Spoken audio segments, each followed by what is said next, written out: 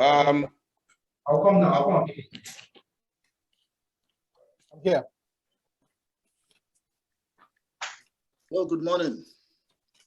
Yeah, good afternoon. Good afternoon, wherever you are. Wherever you are. Yes. Wherever you are, it's your morning. It's a good day. It is very early. Yes. So I think I should just do a brief rundown of what we have to discuss today. My name is Omidiji Adeyemi, and then of course I think I can see Kenny Matilukuro, who is going to be the lead presenter on. Then I can also see Dr. Lajide Akilade right there. Then I can see Kenneth coming up as well. While we wait for others, we just have to start, because we're also waiting for another presenter who may likely join us depending on his program as well. He's got a very tight schedule. His name is Gamji Mendy. He's supposed to be presenting another paper in line with the aviation system or aviation industry or transportation related. Now, a quick review, or maybe a quick summary of what I believe the presentation will be coming from Matilukuro Kende, is in line with trying to solve a perennial problem within the aviation industry.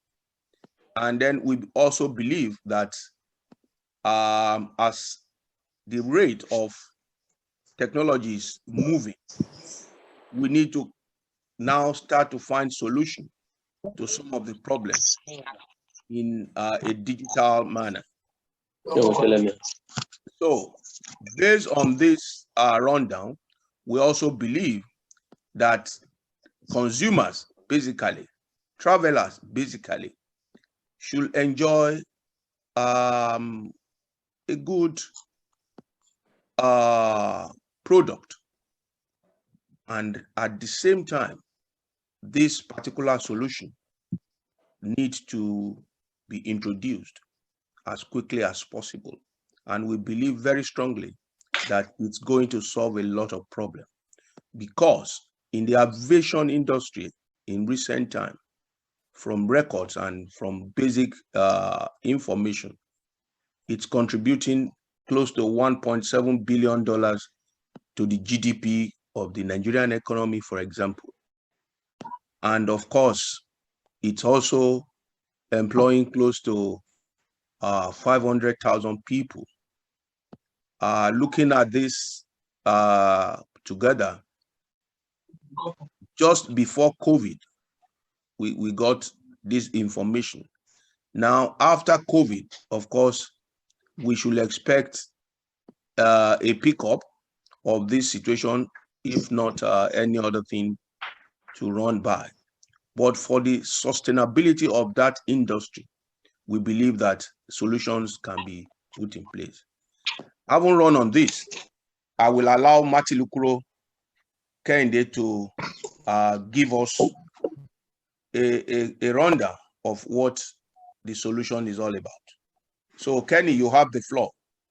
DG is hosting from Calgary, and I can also see Mr. Louis Imbibi from the US.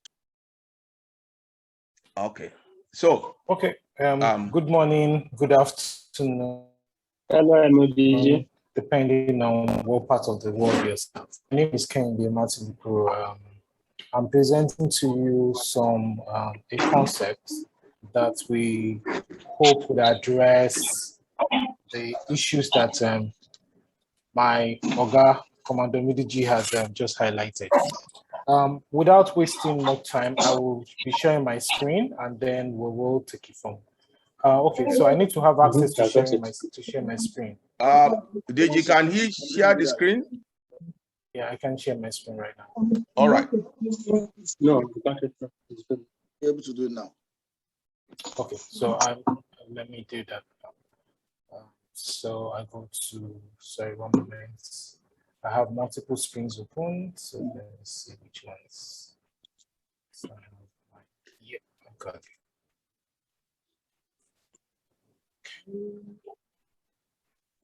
Can you see my screen, please? Yeah. Yeah. Just a second. So I'm going to put in slideshow mode now. Yeah, is it better now? I think you can see me. Yes, Yeah. I So can see. I'm just, sorry, let me just start from the beginning. Aha. So this is called the Blue Dove concept. We know that the aviation industry is in chaos right now. Customers are not happy. The business owners and industry leaders are also not happy because the customers are suffering from operational challenges of the airlines. The airlines are suffering from their own unique challenges as well. And in this mix, right, everybody is getting frustrated. So the whole idea of the Blue Dove concept is, first of all, Blue Dove is the deepest form of peace or tranquility. So that's what the industry needs. It needs that level of peace and tranquility for it to grow and be sustainable. So this is called the Blue Dove concept for that reason. It is basically an initiative to help grow the local airline industry, air transportation industry. So I'll move on to the content. So first of all, I'm going to go through an overview of the situation, the current situation, then run us through some statistics and also present the domestic airlines perspective. After that, I'll go through what the Blue Dove concept, what we're proposing here as a solution is, and then back that up with some aviation expert opinions about that concept.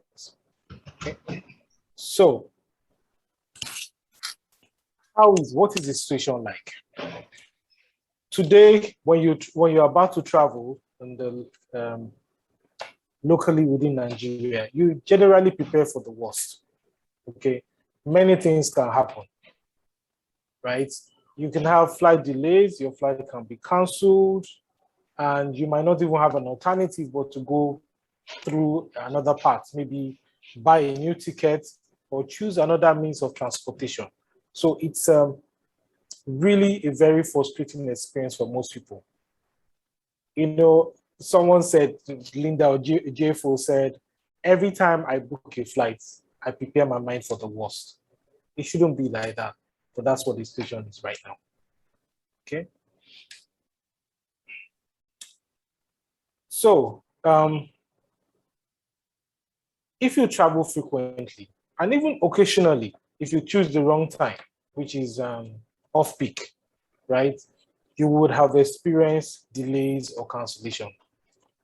Sometimes it's even worse at night because that's when you run the highest risk of your flight being cancelled.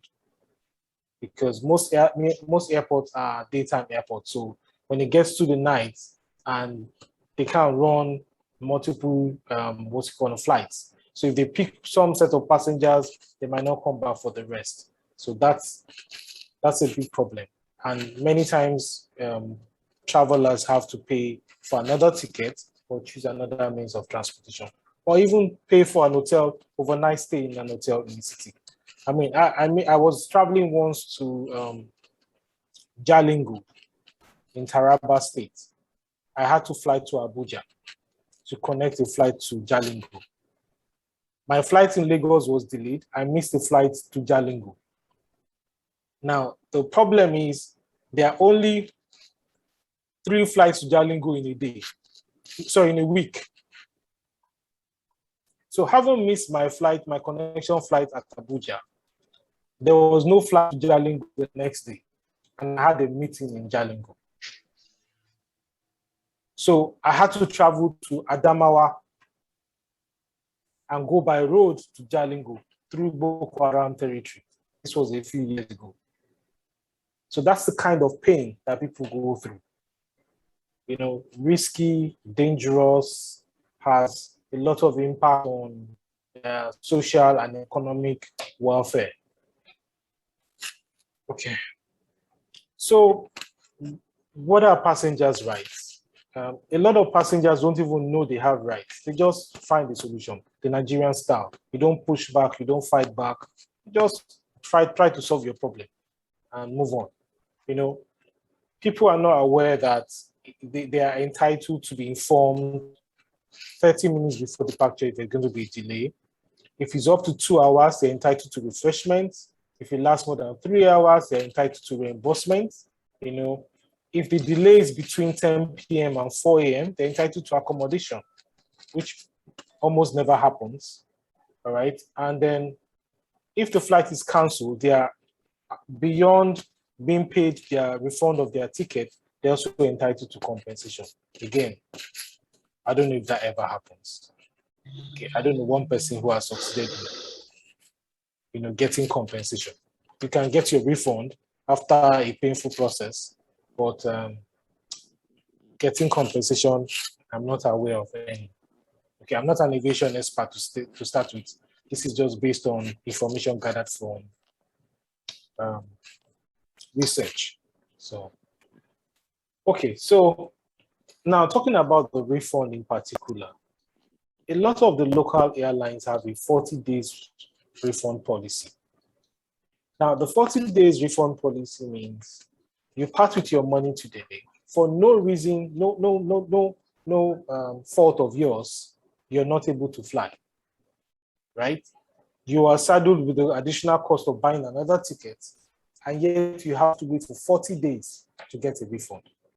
Now, imagine if, say 100, just very small number, 100 passengers have to go through this, and they pay 10,000 naira, but pay 40,000 naira per flight.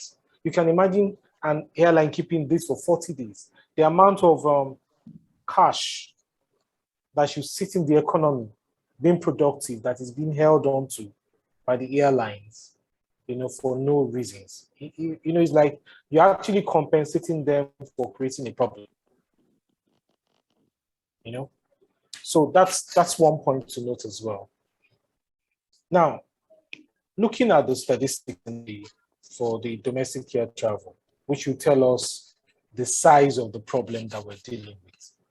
Okay, so we have about 58% of all domestic flights delayed in 2018. The next year, 60%, 2% higher. Domestic flights were delayed. And in both years, 1% of domestic flights were cancelled. Okay. Now, looking at the year 2020, we had 9.04 million passengers on domestic air travel.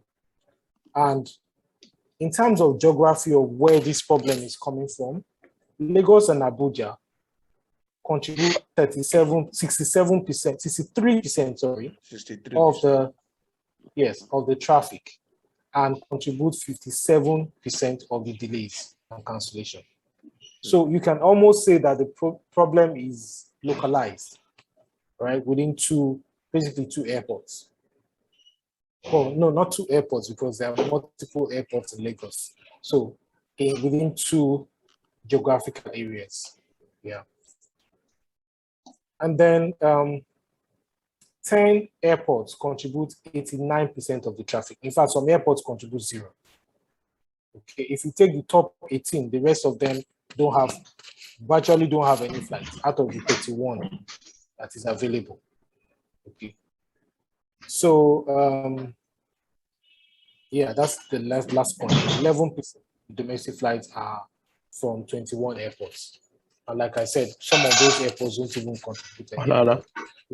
Like the Warri airstrip is hardly ever used. Okay, and then you have some other locations that are maybe due to conflict around that region and all of that, they're not very active. Okay, so if you look at the air traffic, air transport passenger volume For the up until 2017, it was basically around the same threshold, a little over 4 million. Now, I need to point out something here that depending on where you source your data, this information can be totally different. Okay, so there's some published by Federal Office of Statistics, which is a lot higher than this. But this is from the International Civil Aviation Authority. And this aligns with the local civil aviation authority figures as well. So it started growing in 2018, went down in 2019, 2020 went up, and the pattern has been sustained in the first half of 2021. So I expect 2021 to close at about 10 million passengers for this year. So despite all the challenges, there is growth, which means that if the challenges are addressed, we might have a lot more people, many more people traveling by air. I don't know if there are questions. Maybe we want to go till the end, but you have to I'm run open it to questions as well. No, you have to run it finish before we can now ask questions. We have only 15 minutes more for you. No problem. I'm basically almost halfway. Okay. So this is also just breaking down the traffic volume per airport. So we have talked about that. The same thing here. This looks at the how airlines are performing. If you look at 2018, only First Nation, which is now defunct, had more flight on time than they have delayed. But they're out of business now, so I mean they're not operational at this point. The rest of them have close to 50% of their flights delayed. In 2019, same pattern. Only Arik had less than 50%. The rest, some even as high as 70%. So it's really horrible. Okay, so let's look at it from the other side. We've talked about it from the customer side. What is happening? Why is this happening? You know, what is the perspective of the airlines? Yes. So some of the reasons that have been adduced for delays, we have bad weather combined with poor navigation aids. So in some airports, you can land in bad weather, in poor visibility, and so on and so forth. But in some other airports, that's not possible. Okay. They have occasional scarcity and high cost of aviation fuel. Nigeria is notorious for aviation fuel. I mean, some airlines actually go to neighboring countries to buy fuel, you know, so it's terrible. I remember once when I was going to Dubai, we had to go leave Lagos and go to Kano to go and refuel before going to Dubai. I mean, we spent 1 hour on ground, over 1 hour on ground in Kano, just to refuel the aircraft before going to Dubai. It's that bad. Okay, so you also have a problem of low volume of passengers during off-peak period. This is one of the biggest problems of the airlines. They have their schedule. They don't have, sometimes they have 30% of their seating capacity, 40% of their capacity during off-peak period. So they're running those aircraft at a loss, you know, because they're not sweating the assets enough. So this is one of their biggest problems. The next one is the fact that they have to rest their crew after 8 hours. Now, because of the way they manage their phone, they don't have a lot of staffs. So if you have to run, and most of them do 11 hours a day, flight day, right? That means you need two sets of crew members for your flight for 1 day, right? A lot of them can't afford that, so they have to, you know, play corners by skipping flights just to make sure that they run only with one set of crew members rather than using two. So if they are supposed to fly 11 hours, they can cut it down to 8, right? So that they don't have to change their crew. Now, number 5 is you have a lot of issues with baggage handlings, We have issues with services, cleaning service, catering service, and technical issues. Now, one of the major technical issues that a lot of them report is about bird strike, which pretty much nobody can plan for, right? So that happens occasionally, and then brings some distortion to their plans. And finally, in Lagos and Abuja especially, they have some unique problems like VIP movements, right? Which cause some delays. And they also have issues with parking, where there are too many flights on the ground, right? And they can't find parking. So they have to cancel flights, right? So these are part of the problems. And if you look at it, some of them are self-inflicted. A lot of them are external to them. They're outside their control, but they still suffer the brunt from the customers and from aviation analysts and even the press. Okay, so it is a well-known fact that they're struggling financially. There are over 50 airlines that are registered, licensed, right? Maybe some of them now have their license suspended, but the ones that are operating today are just about 9. And then a few other new guys are coming in. The rest of them are out of business, you know? And why is that so? You have underutilization of capacity.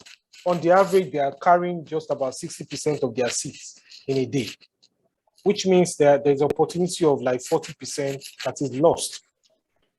You know, they're not sweating their assets very well. Now, they also limited number of hours that they can fly. In most parts of the world, you can fly till 12, till 1 a.m., 2 a.m., you know, but in Nigeria, a large chunk of our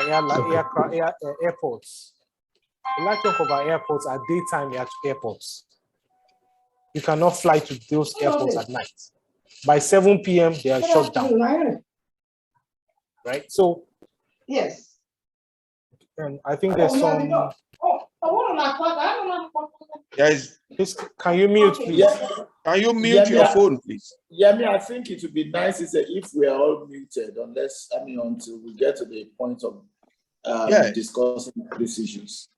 Yeah, go ahead. I think so too. That's what I'm trying to do right now. I'm trying to mute. Okay, go ahead. All right, so most of our airports are daytime airports, so people can't they can't entertain what's it called now, flights, takeoff and landing at night, and that limits the number of hours available That to noise the is still airlines. Maybe Kenneth. But anyways, so that limits the number of aircrafts that can land and take off, and the number of hours available for that. And then if you consider the turnaround time, they have to clean the aircraft, they have to onboard the load and unload luggage. So they have fewer hours. Okay, so they're not able to sweat their aircraft. Okay. The third point is that many airlines, although that is changing now, are using the wrong type of aircrafts. So the aircraft are such, whether you carry full passenger load or not, each time you touch down, right, it is counted. The more the touchdowns, that's your landing times, the quicker your maintenance will come, because that counts. So for people who use like a Boeing 737 for local shuttle of 1 hour, 45 minutes, they incur a lot of cost because that's a very expensive aircraft. The aircraft is designed to travel longer hours. It's supposed to go on a trip to like Kenya, go to Senegal, or go to South Africa. That's what it's designed for. So the more you land with it, the higher your cost, because you have to do all the regular maintenance activities, whether you're sweating or you're not sweating. So they're expensive for local travel. And most airlines are beginning to move away from those aircrafts now to save cost. Okay, so The next point is around exchange rates. The scarcity of foreign exchange, the high cost of it directly impacts the local airline industry because they make their money in nairas, their cost is in dollars. Most of their cost is in dollars. So they are suffering. Okay. They have difficult operating environments. We talked about this before. There's infrastructure challenges, there's fuel scarcity, Yes. and all of that. And then the most recent one is the impact of the pandemic. According to Len Oyema, the chairman of Airpeace, he said the airline industry lost 500 billion in 1 year, 500 billion naira in 1 year. For any industry, that is huge. That's going by what Oga Midiji said. If they contribute 1.7 billion and they lost, over a billion, right, in just one pandemic period, they're in big trouble. One of the examples given by Mr. Alen Oyema is that they had one aircraft parked in Jordan. It was there for maintenance. And because there was nobody to move the aircraft, it has to be moved every 7 days. The tire has to be rolled every 7 days. But there was nobody to move the aircraft. After 1 month, they had to change all the tires because the tires are bad, because they were not moved every 7 days. So according to him, that cost them for 12 wheels, $500,000. That's excluding the amount of money they had to pay for the aircraft sitting down in the hangar, which was, I think, about $100,000 a month. So they have gone through quite a bit of challenges during this period. Okay, now the final point from the perspective of the airlines. I'm sure most of us are aware that some lawmakers who were stranded in Kano, right, on a flight, whose flight, Axman flight, was cancelled, decided to sue the airline for 5 billion. Now, whether or not they're successful, right, it sets a precedent and also introduce some additional cost profile for the airlines. Because what is likely to happen is that this will open a floodgate of lawsuits. And the airlines who are barely surviving will have to carry some additional cost. Now, I'm not here holding brief for airlines. I think what they're doing is horrible. And I think some of their pains are self-inflicted, all right? But we want safety, we want efficiency, right? We can't trade one for the other. We need to strike a balance somewhere. So, okay, here, this is my final point, actually. So now, the Minister of Aviation is now saying we have to enforce the right of passengers. The rights have been there. Enforcing it means things like lawsuits will happen, because even now you can demand your refund. You just have to wait 40 days. And if you're lucky, you get it. If you're patient enough to wait for 40 days and you're persistent in your pressure on them, you get your money. But for you to have hotel accommodation and all of that, I don't know how that's going to happen. But, it's here is the minister saying those things must happen. So again, piling additional pressure on the airlines. Okay. So what is this solution that we think can address this problem? That's it. Now,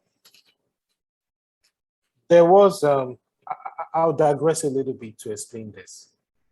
Oh boy, sorry, I left updated somewhere. I'm sorry, please ignore that. That's not part of the slide. It was just me. Move to the next one there, about. Okay, so no, just a moment. So I was going to say that. This is the solution, you are saying? Yes, the solution, yes. there was a situation somewhere in the US where a particular airline could not carry its passengers. And they basically authorized their ticket on another airline, and the passengers were able to fly. You know, it shows that, and there have been several examples of this. It shows that airlines are generally not adverse to collaboration in terms of allowing their tickets to be used on other airlines, as long as the settlement process is guaranteed. Okay, so this whole concept is based on that principle, that ticket swap can happen. It can be driven by technology. Governance can be built around it using technology. Settlements can be free and quick and fair to all parties. And if the regulator is on board, then it has the ability. There's also the ability to punish people who decide to deviate from the norm. Okay, so that's what this concept is built on. Now, you have to move fast. If you look at, okay, yeah, I have just a few seconds left, but okay, I know I will need a bit more time, maybe a few minutes after. Okay, so if you look at how this is going to work, the technology has to be there, and the areas that need to be focused on are basically just about 10 airports, with special emphasis on 3, right? Lagos, Abuja, Port Harcourt. Right? Some other ones that a bit has some level of traffic, like Owerri and Kaduna, but it's essentially Lagos and Port Harcourt. So Lagos and Abuja. So if this solution is built to address those 2 locations, there will be massive improvements in the quality of the experience of the air travelers and also the revenue profile of the airlines. Okay, so this is just a technical bit. I will not waste too much time on this, but it's doable. I'm a 90 person, so this is my area. Okay, I can advise around this, and this is just an overview of how it's going to work. So basically, there's going to be some middleware that integrates the airlines together and enforce these settlements. So the idea is that people who will partake of this will do it by membership, so that it's not everybody, and then there'll be some marginal cost that they have to pay so that they can run their ticket from one airline to the other, and the settlement can take place. And when they cancel, they can also get their refund immediately based on the settlement solution that this is essentially a settlement solution. Right. And so what are experts saying about this? Okay, I'll talk about 2 experts. The first one, now he's saying basically pretty much the same thing. You should be able to use your ticket on another airline. You know, this is Herbert Odika, who is a trainer at the Aviation College of Stansted Airport in the UK. He's a Nigerian, and his opinion is that, look, you need to be able to run this ticket. You need to be able to pass your ticket from one airline to the other, and that will benefit everybody. That's his opinion. Another expert in the industry, who was a former MD of Aero Contractors, Captain Ado Sanusi, he said pretty much the same thing. You know, we're at the point where this can happen. We can do this. You know, it just takes someone to bring these airlines together, right? And then some examples of such activity that has happened before. There was a case where Aero Contractors passengers were stranded in Kano because of bird strike, and Airpeace sent their own plane to carry both the Aero Contractor passengers and their own passengers. They sent a bigger plane and picked up everybody. You know, that has happened in Nigeria. It was in March 28th this year. Okay, so it's something that can be done. All right. The other example is a code share between Dana and Ibon Air. It shows airlines are open to cooperation. It's just that there has to be this glue that puts them together, and so that they ensure fairness and equity in the way the process runs. So pretty much that is what I have to share today. Thank you for listening and for the opportunity. Yeah, well, thank you very much. We can now have questions, maybe like 2 minutes. Dr. Odunlami, you're online there. Yes, sir. Let's have you quickly. Luis, you have anything to say to it? Can have you yes, like sir. 5 minutes. Then maybe shorter. Deji, you are coordinating, so you should be putting things together. Okay. All right. Dr. Odunlami. Now I remember when I was much, much younger, there was this thing they called endorsement. And I remember at that time, there had been times maybe you couldn't travel on, there was a time we couldn't travel on Pan American Airways. We couldn't come back to Nigeria, and we were endorsed to Nigeria Airways. See, this endorsement involves settlements and payments. While it works between international airlines, it may be. There's noise on your background. Your radio. No, it's not me. It's not me. Somebody has to do it. Ah. Yeah, it's not me. Okay, go ahead. The thing is, the level of competition between local airlines may make this to be a bit difficult, because this is the kind of a thing that can lead to wiping out of one by the other. It can even be predatory. If you notice one thing that has just happened in the Abuja-Lagos route, which is the major route in Nigeria, probably like 80% of the traffic or even more. Once upon a time, there was Aero, Airpeace, and all of them. And Aero was particularly hopeless for delaying. Then came Ibom. And if there's an airline in this world that keeps to time, Ibom is number one. Ibom, yeah, yes, number one. Yes. They're disciplined. What I have found since then is that Aero lives on time now. Since Ibom came, at least on the Abuja route where they have a competition. So at what point, the issue really is, at what point can I ask that my ticket be endorsed to another airline?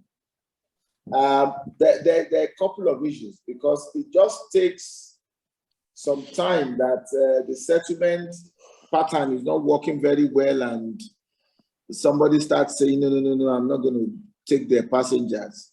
Because I remember there was a time when Aero, before they were taken over by AMCON, Aero lost credibility completely, such that they had to pay cash to buy aviation fuel. You know how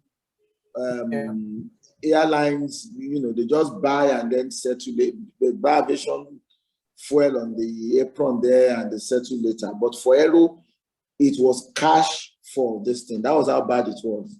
So once you start this relationship, endorsed to me, you will quickly find out in an environment like Nigeria that you will still get to a point where IBOM will say, no, no, no, no, I'm not taking Aero's ticket. And then on and on and on, this may be frustrated as well. But let's be frank, this is what would have been most, if I'm more than being paid back, because I've been in situations where people say, okay, well, I mean, people make trouble. You know, Nigerians make trouble at the airport. And the next thing is, okay, come and take your money back. And for goodness sake, if you try to buy a Lagos Abuja or Abuja Lagos on the day of On the travel, spot, or when you're at the airport, you are looking at 50,000. And this Yeah. may be a ticket you bought for 25,000, 26,000 at some point. So do you now want to collect your 26,000 knowing fully well that you are going to pay 50,000 to get another seat? That again is an area where I think the writer should highlight as a problem for passengers, because asking me to come and take my money when I bought my ticket 2 weeks ago, and maybe I'm going for a wedding that I must go to. I mean, I've seen a situation where in Abuja, they were waiting for the pastor who was going to officiate at a ceremony. And so if you were a pastor and you find yourself in that situation, what do you do? So it's a good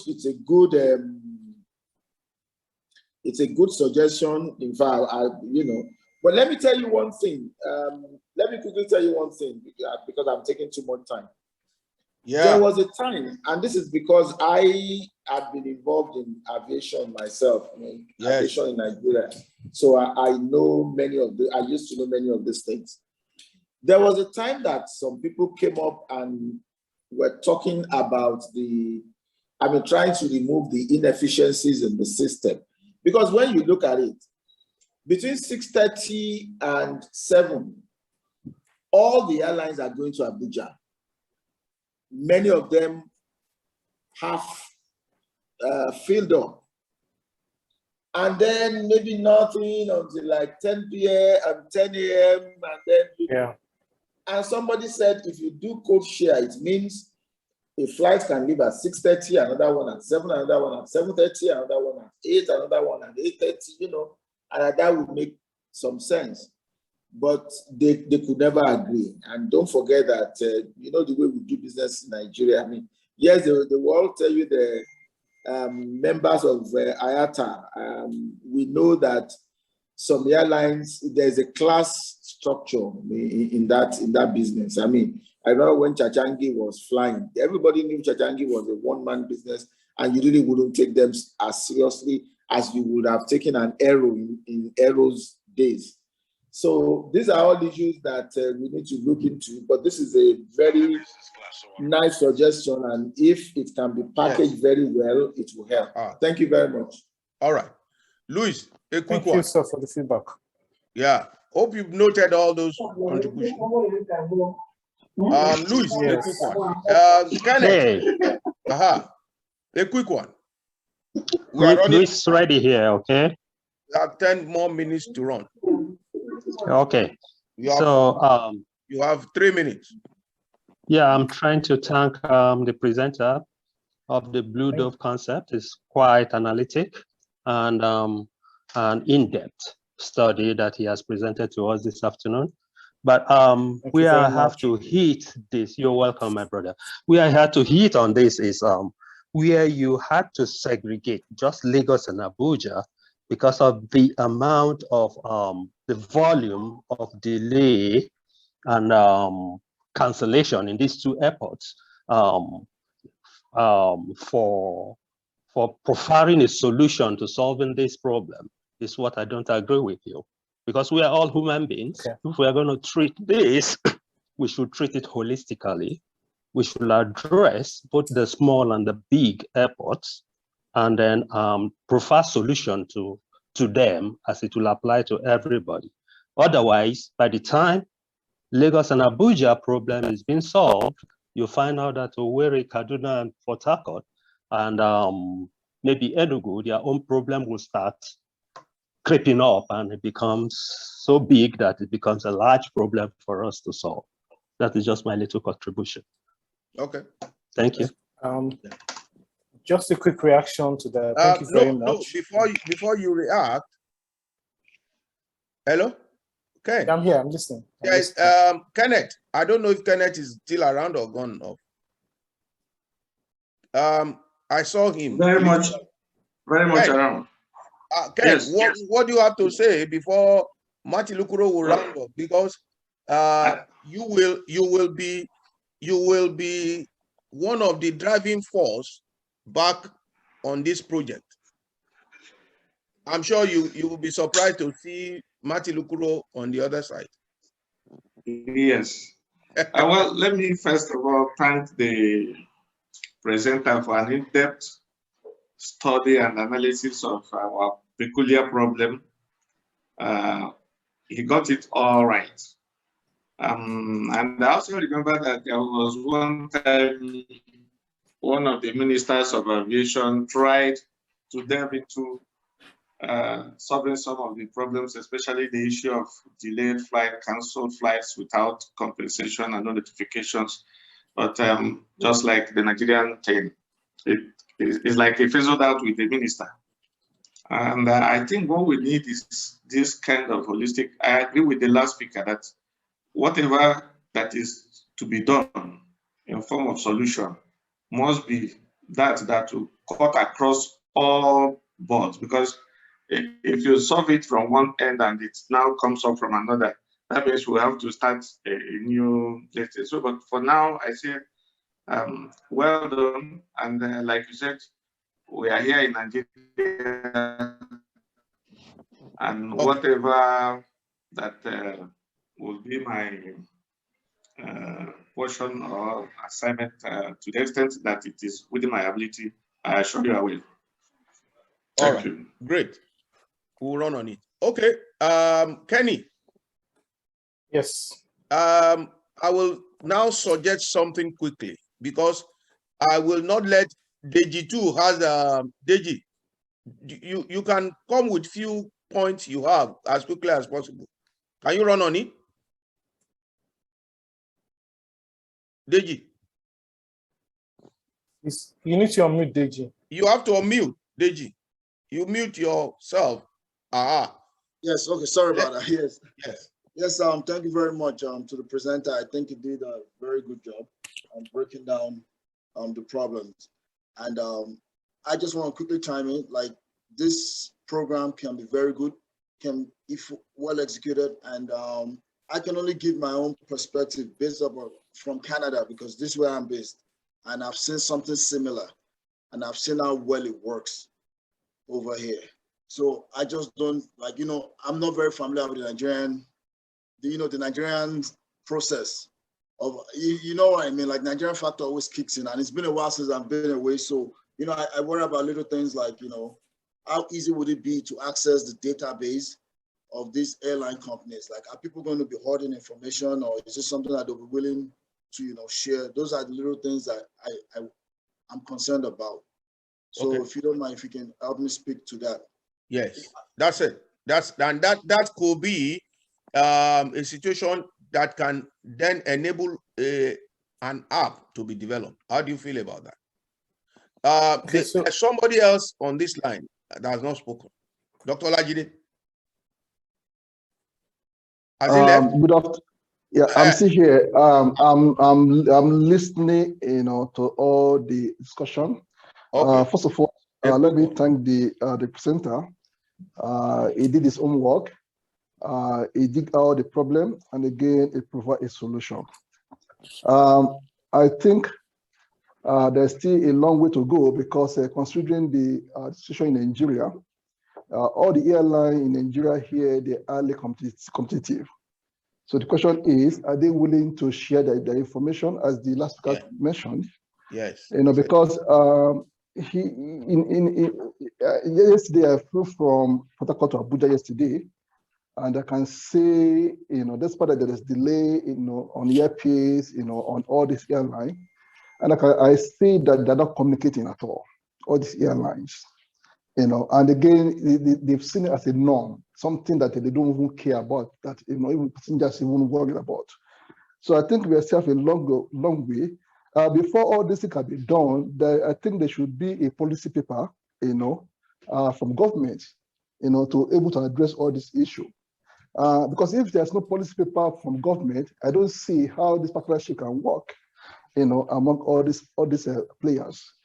So government need to be involved. Government need to be part of this process, and I think that's the way, I feel about it.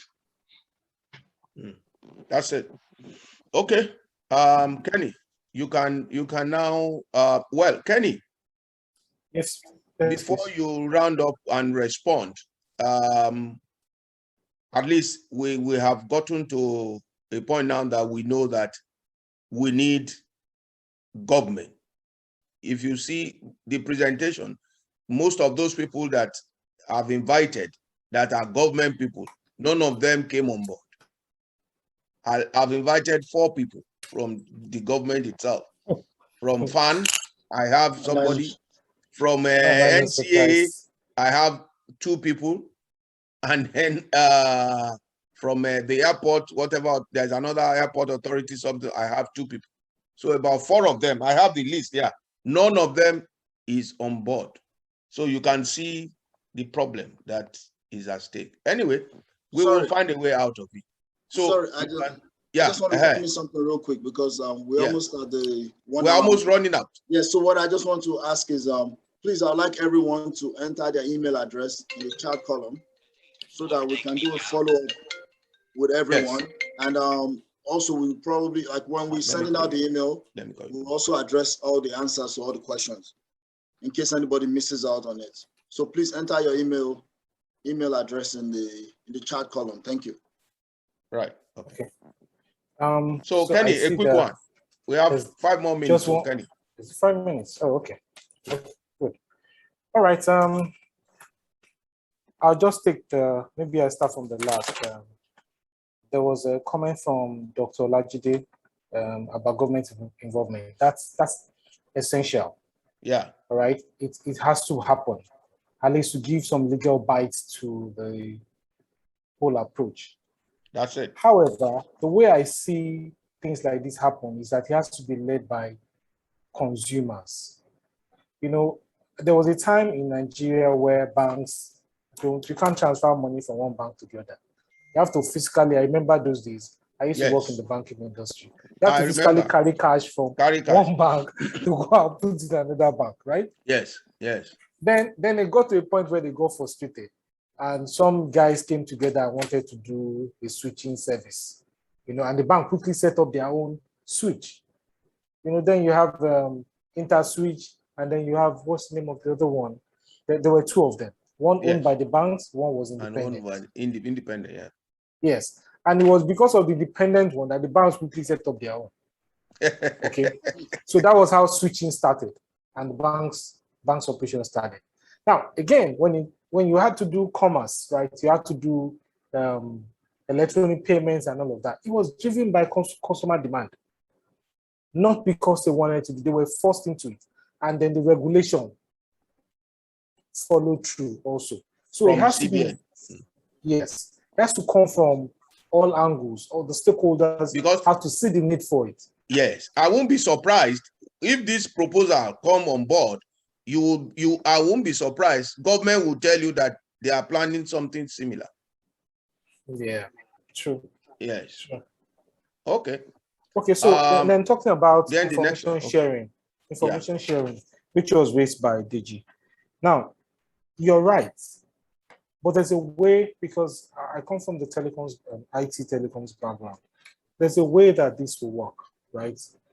For example, if you have a system where a customer makes a demand, so I am a customer, I have bought a ticket, I have gone to this platform and I say, look, it's past 3 hours, right? My delay is past 3 hours, or my flight has been canceled. I initiate a request, a trouble ticket, okay? And there's an SLA with all the parties. So they need to respond within a certain time to the customer, otherwise they're in breach of SLA. So that can be handled through that part. Okay. So, I mean, it's something that can be done both by technology and regulation. It's just that simple. Okay. You know? So moving forward, there was a point around that was raised by Louis and Kenneth about Lagos and Abuja. The idea is not to focus on Lagos and Abuja, but to start from Lagos and Abuja, deal with the bigger problem. You know, it's the quick win. So you have maximum impact there, and then you can cascade the same principle across board to all the other locations. So that's the way I see it working. You know, and we're first of all doing this as Nigerians, trying to solve a problem. You know, and that's how it has to be. It has to be holistic. That's it. Okay. That's it. All right. We can now start to see how we can bring up something that will be robust to address this situation as much as possible. Well, I want to thank everybody. It's been a 1 hour of quite interesting situation. I don't know if there's any other person that wants to talk online. Nobody? Okay. It's been quite interesting to have this brainstorming put together. And I believe very strongly that we are definitely going to solve this problem moving forward, for at least to make that country a place for everybody to keep enjoying, as much as we are looking for solution for a particular problem in a particular area within the transportation industry. I thank you all for this time you have spent with us. It's been put together definitely by TGI Canada and TGI Nigeria. However, we just decided to have it in this way. Moreover, working on the other side, there are two people that will share these details with at the end of the day. I also believe we need some political clout that we will run on it. I will believe that at the end of the day, we'll discuss strongly with Smart Adeyemi on it to see how we can have a political back to run with the Ministry of Aviation, or rather the Ministry of Transport at the same time. So I thank you all for this, and I believe very strongly that we'll be able to move forward from here as quickly as possible. So Kenny, you develop from here a little bit more, and let's see how we can move forward. So I thank you all. All right, thank you. Enjoy your day. All right. Bye. Yeah. Thank you so much. All right. Okay, Deji. Bye. Okay, bye. Bye. Hello? Hello? Hello?